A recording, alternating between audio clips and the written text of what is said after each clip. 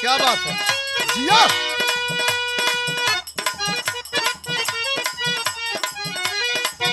ओहो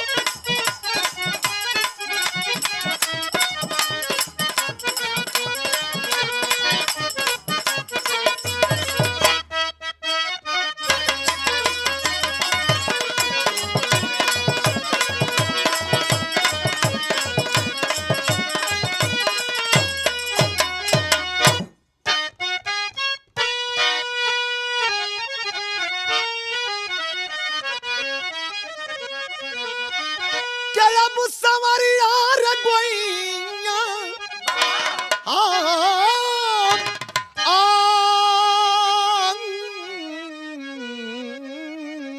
हो राम।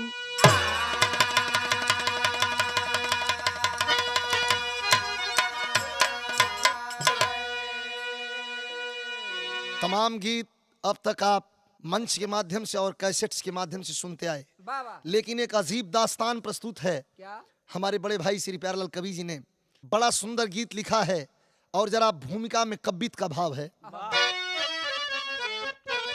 किसके लिए क्या जरूरी है? क्या? एक नदी के लिए जल जरूरी सदा, वृक्ष के हैं लिए फल का होना जरूरी, सावनी के लिए बादलों की जरूरत है, फसल के लिए बीज बोना जरूरी, जरूरत सुहागन को सिंदूर की होती, माँ के लिए एक सलोना जरूरी, अगर जन्म इंसान का मिल गया तो उसमें है बुद्धि का होना जरूरी।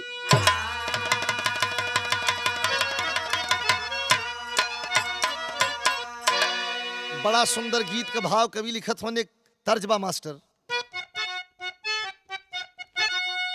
अरे एकता चढ़ल जवनिया, अरे एकता चढ़ल जवनिया, दूजे हीरा जड़ल नथनिया, जवनिया जवनिया जादू डारे ले, नथनिया मंतर मारे ले, जवनिया जादू डारे ले हो, नथनिया मंतर मारे ले।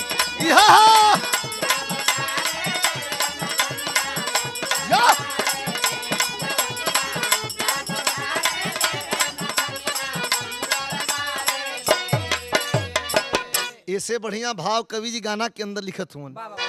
किसी नाजनी को देख करके कवि की लेखनी इशारा करती है कि गोरी जब चले डगरिया, गोरी जब चले डगरिया, अरे गोरी जब चले डगरिया, सोहे धानी रंग का चुनरिया, कमरिया लप लप लप कहले हो ओढ़निया, सर सर सर कहले कमरिया, लप लप लप कहले हो ओढ़निया, सर सर सर कहले कमरिया, लप लप लप कहले हो ओढ़निया। जिया जिया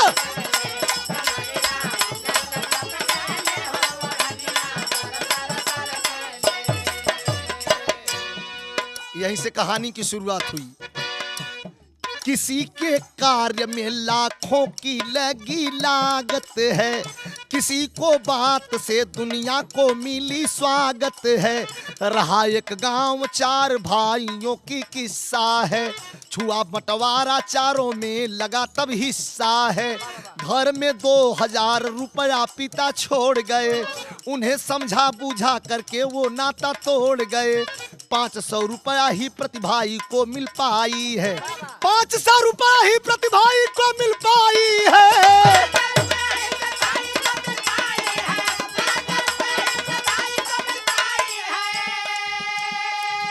500 रुपया ही प्रतिभाई को मिल पाई है, तभी उस क्षेत्र में तवारा फेंक आई है।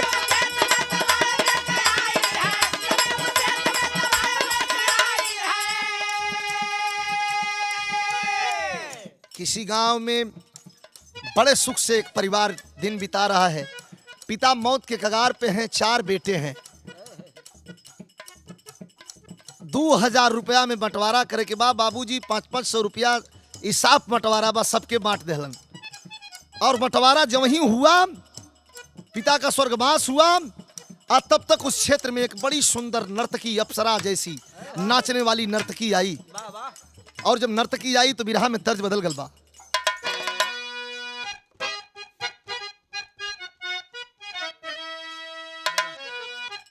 गीत का बोल बा, क्या यार नहीं खे मजा बनारस काशी,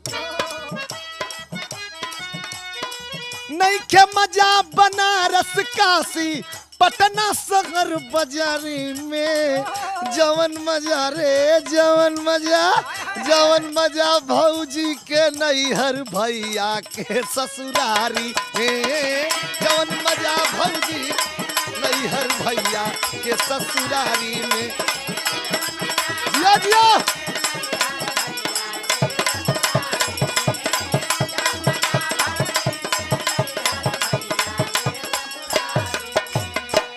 इतना गीत बा, लेकिन गीत से बढ़िया भाव कवि जी लिखत हन का।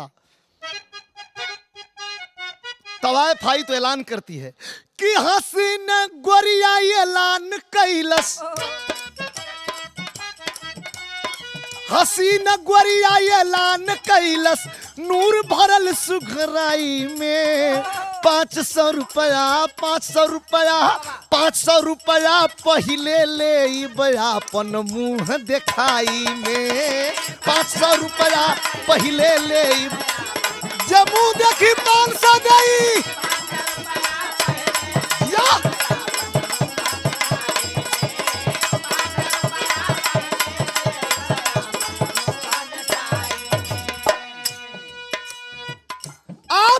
अपन रुपया दिहले बड़का बिरानावा,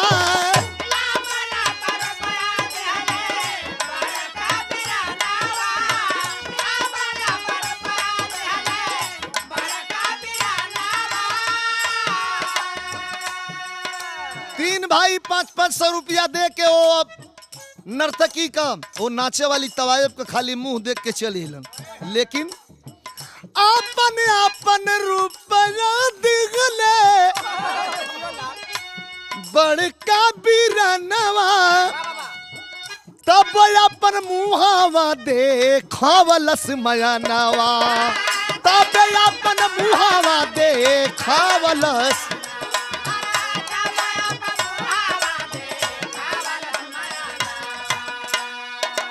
आधा रुपया गवाई दिहले, आधा रुपया गवाई दिहलस छोटका शहर घुमाई में, आधा रुपया गवाई दिहलस छोटका शहर घुमाई में। 500 रुपया 500 रुपया 500 रुपया पहिले ले अपन मुंह दिखाई में।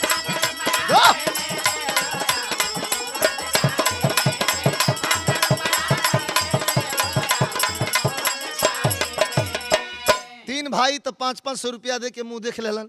सबसे छोटा वाला आधा पैसा खर्चा कर दलस, 200-250 बचल बा। अभी मुँह न देख पौलस, पैसा वैसा खर्च करके आयल बा। बिरहा में तर्ज फिर बदल मास्टर। गीत का बोल बा कि हमार पाए जेब राजा ही राजा राधा,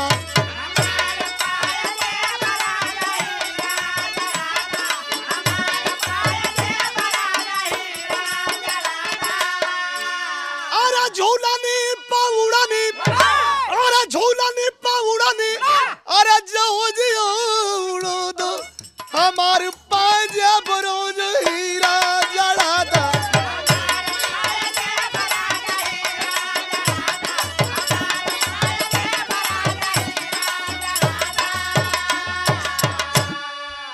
लेकिन नजरिया से नहीं लौके हसीना,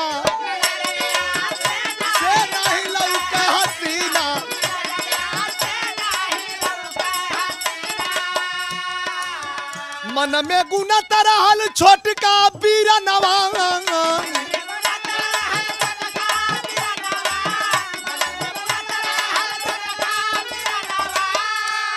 बड़ी चर्चा बम। तीनों भाई देख लेलन, हम ना देख पौली, कैसे देखब, पैसा भी खत्म हो गल। अतौले एक मुल्ला जी अइलन समनवा,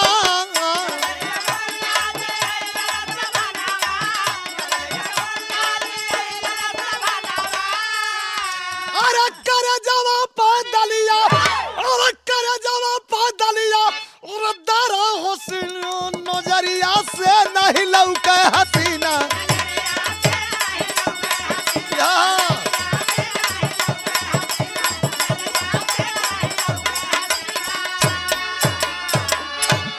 लड़का सोचते बा कि भाई कैसे देखब, तीनों देख ले बड़ा सो, हम कैसे देखब।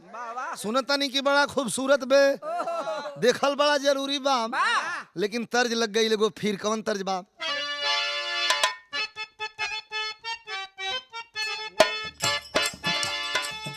कोनो नौजवान मेहरारू से कहले रहल, अरे दिन भर जो गावे लुया अपन जवानी,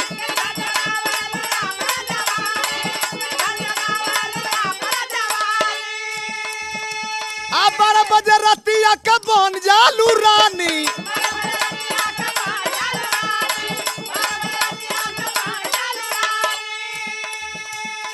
दिन भर जो गावे लुया अपन जवानी, 12 बजे रतिया के बन जालू रानी। कले लुसोरे हो सिंगार, कले लुसोरे हो सिंगार, अरे बांटे लू परसाद रानी, अरे बांटे लू परसाद रानी। कहेलू तनी तू लेला, तू लेला, तू लेला, बाटेलू परसाद रानी। कहेलू तनी तू लेला, तू लेला, तू।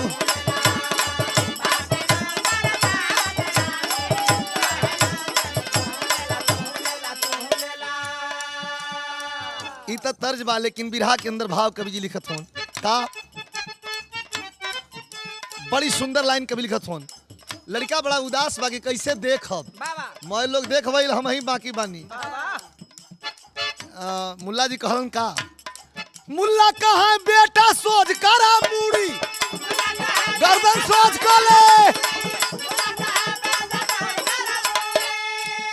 अरे अपन मूड़ी मत गिरा, मूड़ी सोच कर ले। 200 में कीना तू बकरा या छुरी,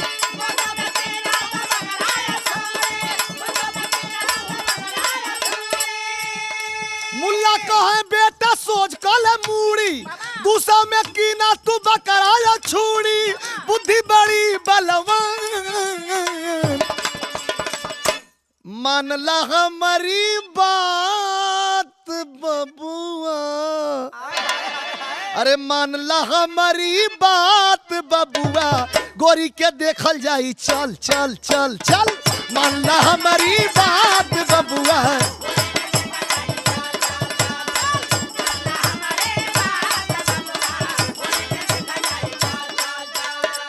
देखबे ये ना पैसा नहीं खे कलस ना, 200 तो काएगो बकरा किन ले, एगो चौक छुरी, चल हमारी संगे लेके चल दहलन सब। तब मास्टर बकरा या छुरी लेके गुरु यार चेला,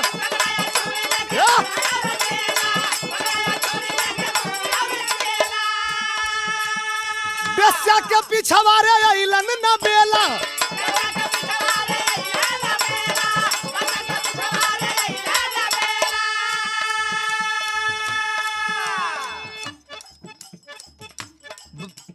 एक बकरा और एक छुरी लेके वो बेस्या के घर के पिछवाड़े आ गई। कहला बेटा घबरो मत, चिंता मत कर, दिखवा दे। तब कहला का बकरा पर उल्टा चलावे लन छुरी, उल्टा करके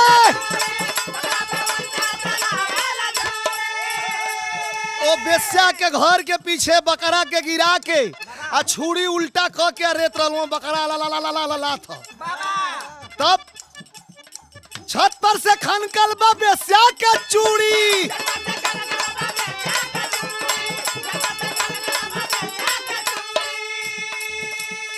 मुल्ला कहलन सीनता। एकदम चिंता कैले के बात नहीं खे, तू चुपचाप खाली बकरा के धर उल्टा कह के दोनों छुड़ी रहत हुआ सो बकरा चिल्लात बा माए बाए। ई अब आवाज गईल तो घर में से अपना दासी के भेजत या उ सुंदर नर्तकी नाचे वाली कि तन देखते ई कैसन बकरवा चिल्ला था, कोनो जीव जंतु नहीं खेन धैले। बहरा निकलल तो बिरहा में तर्जबा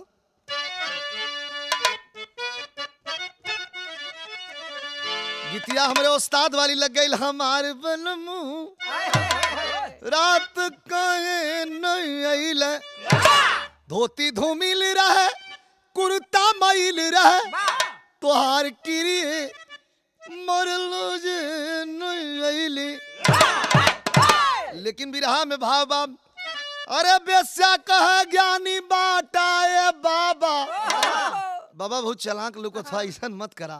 तब बेस्या कहे कि ज्ञानी बाटाए बाबा, उलट छुड़िया जनी काटाए बाबा। उल्टा करके जिन काटा।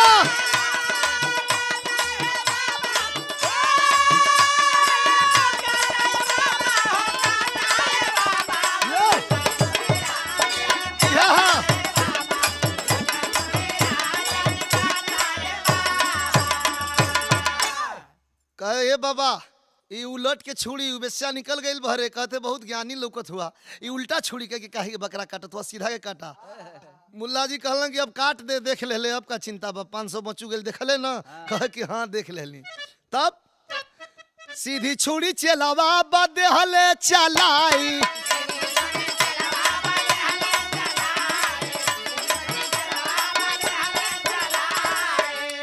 अरे बकरा का मुड़ी गई लेल गई।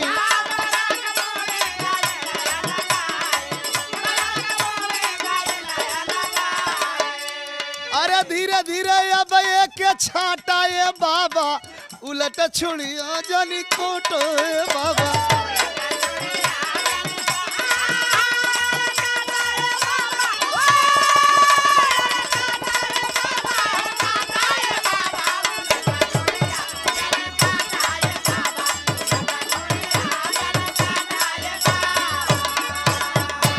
बढ़िया से अच्छी अच्छी पीस बना के जब रख देलन तो बेस्या खड़ी होके तकती बा कि अब तक देखी ले बाण से दुइये गो न बाण सा। मौलवी साहब कहलन कि हई लाल ले जा बनावा, अपन हूँ खाया हमनियों के खियावा। कहल कि ठीक है बा, बिना पैसा में मिलता का दिक्कत बा, चलो बनू। कभी का तर्ज बा, ई बनारसी ठुमरी है मास्टर।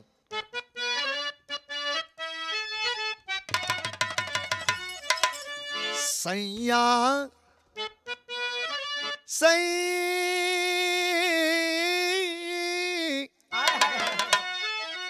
सई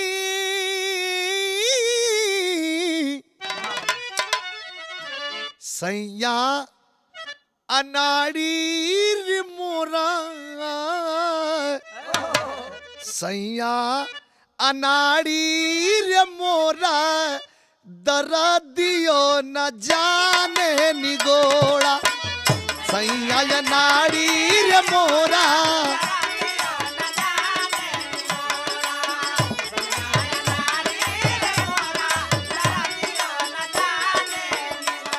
इशारा बा झंखत रहे पैसा वाला,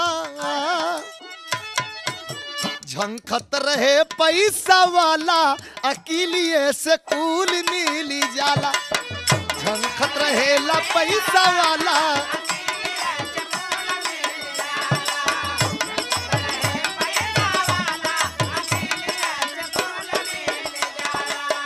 खाना बनल तब भइल परसौल,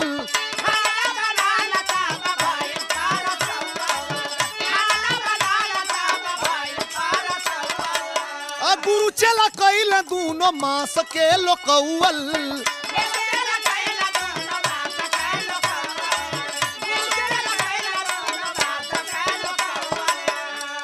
अरे बेस्या कहे गड़बड़ी बुझाला। खाना खाए के जब टाइम भइल, खाना परोस गले आगे, चलवा निकाल के ओहर झटकता तो उठा के ओहर झटकता। बेस्या सोचत है कि जना तक खोहू नहीं खियावत का, खियोहू के पड़ी। बिरहा में कहना बाग मास्टर, ये हमारा कैसेट गीत बा कि तोहके झूलनी गढ़ाई हीरा मोती जड़ावाई।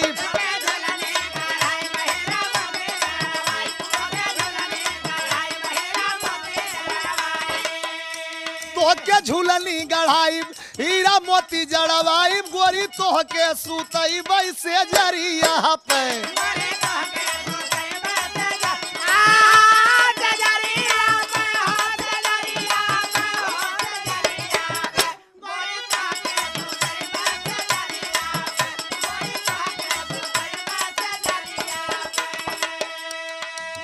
तर्जबा बिरहा का भाव बा तब बेस्या गई घबराए लेहली लौड़ी बोलाए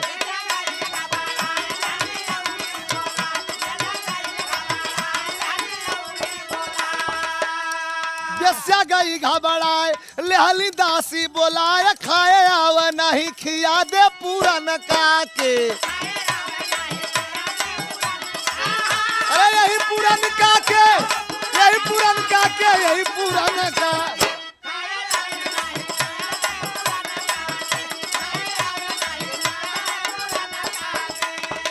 बेसवा घबरा गई कहे रे दासी के बोला के गलत के रे भाई जना तो खाए नहीं खियावत अच्छा के उबा ये काम करके यही पुरनका के तू खिया दे यही पुरनका के तू खिया दे कहत बा काम कि मुल्ला खाला चुभिलाए कनखी अखियाई दबा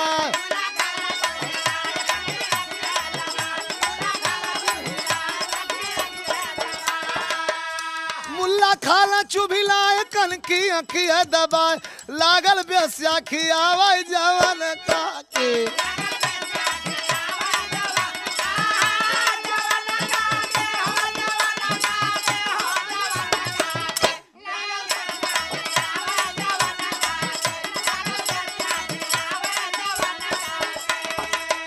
दासी से कहलत कि तू है पुरनका के खिया दे हम है जवनका के खिया दे थई तो बिरहा का भाव बदल गए बाम अरे खियावत दूनो चहक सुंदरी अरे खियावत दूनो चहक सुंदरी खाना नरम हाथ से बिन कुचले ही सरक सरक सरक सरक सरक खाना नरम हाथ से बिन कुचले ही सरक मुल्ला जी धीरे से चलवा से पूछता हूँ का बच्चा ठीक बा अरे बाबा कहा मत ठीक बा ना अरे तू मुँह में देखा का दिन परेशान रहे है अब खो ना अच्छा खाए वाला काम तो खत्म भइल अब आगे का काम सुनला का काम बा अरे रात भइल तब सुता का भइली बेला गुरुआ चेला के अब फिर से लौकल बाय अकिल का खेला गुरुआ चेला के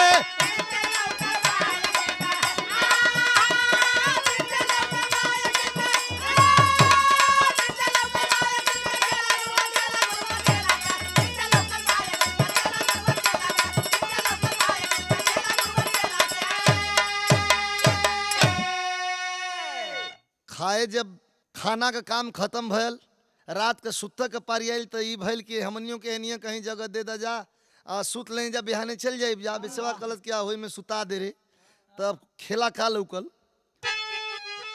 कि बिस्तर तकिया उलाट खटिया आ दोनों मजे में बैठा हो एक दूसरे के मुक्का मारे रही रही दोनों ऐठा हो बिस्तर तकिया उलाट के ओकरे ऊपर फेंकत बा ओकरे ऊपर फेंकत बा बेसवा देखलस कलस की नन के सुतहु ना होत का रे भाई ओके ऊ घुसा मारत हो ओके घू घुसा मारत हो और रह रही के दोनों ऐठा थमा सको अपन दे कहना बा काम के बिस्तर तकिया उलाट खटिया आ दोनों मजे में बैठे हो एक दूसरे के मुक्का मारे रही रही दोनों ऐठे हो बेस्या देखली देखत किस बरेला गुरुआ चेला के आदासी से बोलैली जीव जरेला गुरुआ चेला के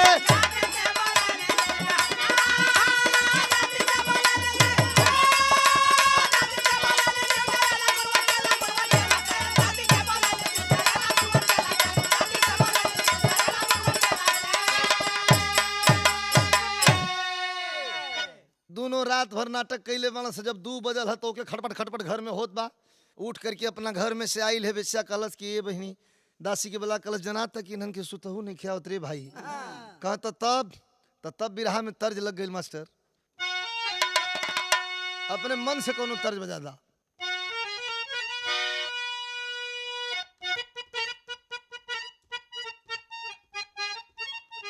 वाह वाह वाह वाह, दार्शनिक गीत मास्टर बजौलन कि राम का भजनिया ई तर्ज है। ओ राम का भजनिया अजबल जिया तबल सिया, राम का भजनिया।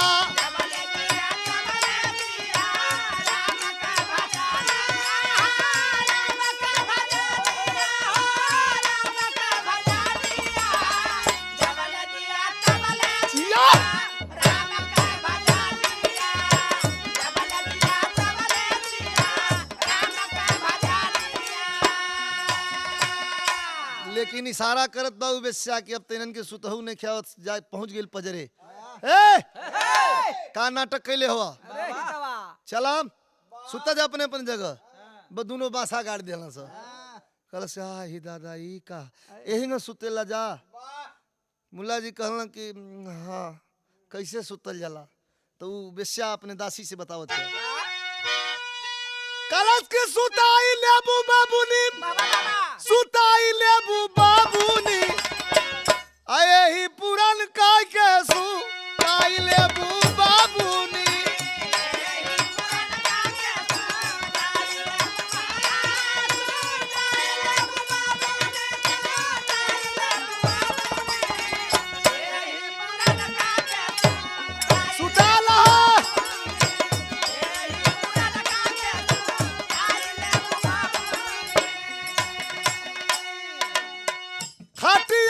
धीरे धीरे मुल्ला चली गईल,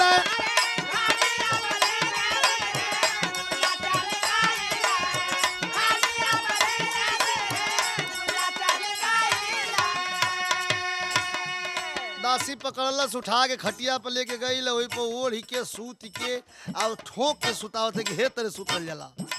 यार जवन का के देखा जवन का वही, देखा जवन का सुंदरी के संग गईल,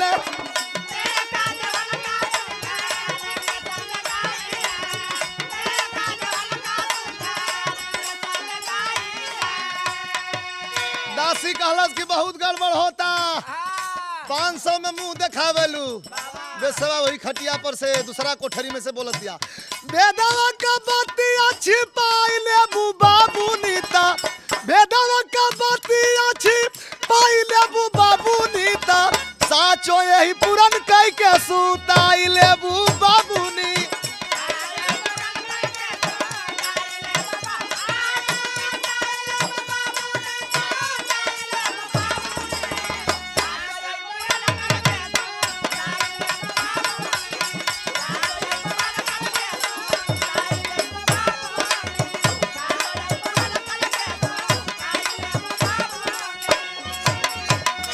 सबेर भइल, जब निकल के बहरे अइलन स तो मौलवी साहब मुल्ला जी पूछत का रे बाबू का हाल चाल बा, कुछ कहल चाहत रे?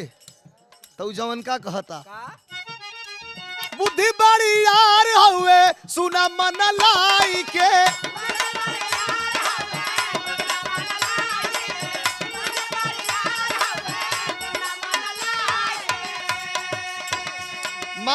मान गईली कि बुद्धि बढ़िया है। घरे आयल तो तीनों भाई बैठल मुंह गिरा के तो 500 दे देले हम से खाली देखे में। तीनों के सामने जब पहुंचल भैयन के सामने, मारा लाठा का तीनों भैयन के बताई के,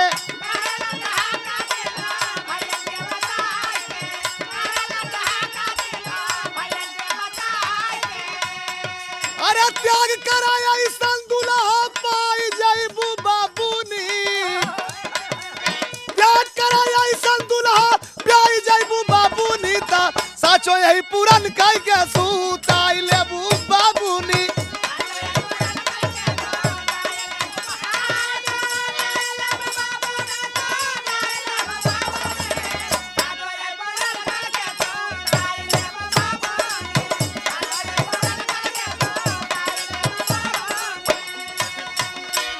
बिरहा के अंतिम कड़ी में कवि का भाव बा मास्टर, रामलाल गुरु गणेश कहते सुतली दोनों साथे, रामदेव चंद्रिका जी कहते कुल भेटायल हाथे, खियावत दूनो चहक सुंदरी, विजयी प्यारे लाल मन काहे झूठे बहक, खियावत दूनो चहक सुंदरी।